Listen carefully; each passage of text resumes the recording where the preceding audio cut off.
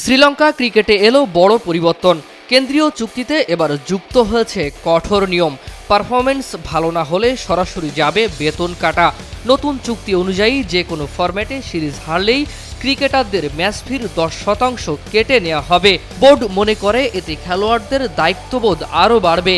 তবে শুধু শাস্তি নয়, ভালো পারফরমেন্সের জন্য রাখা হয়েছে বড় পুরস্কারও। সিরিজ জয়ের বোনাস এখন সীমিত করা হয়েছে শীর্ষ 4 দলের বিপক্ষে। টেস্টে বিদেশের মাটিতে 1 নম্বর দলকে হারাতে পারলে পুরো দল পাবে $1,50,000 মার্কিন। দ্বিতীয়, তৃতীয় ও চতুর্থ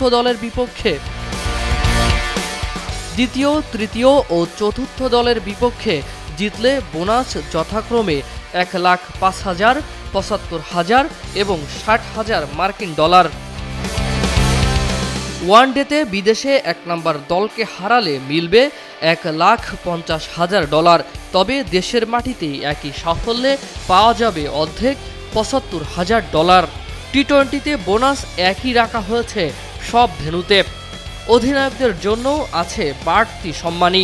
প্রতি টেস্ট ও ওয়ানডেতে $1,000 এবং টি-20তে $500 অতিরিক্ত পাবেন তারা। এছাড়া আইসিসি র্যাঙ্কিংয়ের শীর্ষে উঠলে দল পাবে $25,000। র্যাঙ্কিংয়ে 2 থেকে 5 নম্বরে থাকলে মিলবে $20,000 বোনাস। আগামী 2 সপ্তাহের মধ্যেই এই নতুন চুক্তি ক্রিকেটারদের হাতে তুলে দেওয়া হবে বলে জানিয়েছে শ্রীলঙ্কা ক্রিকেট বোর্ড। কঠোর নিয়ম আর বড় পুরস্কার, এই নতুন চুক্তি শ্রীলঙ্কা দলে কতটা পরিবর্তন আনে এটাই এখন দেখার বিষয়। ফারিজুল ইসলাম, ডেইলি সান।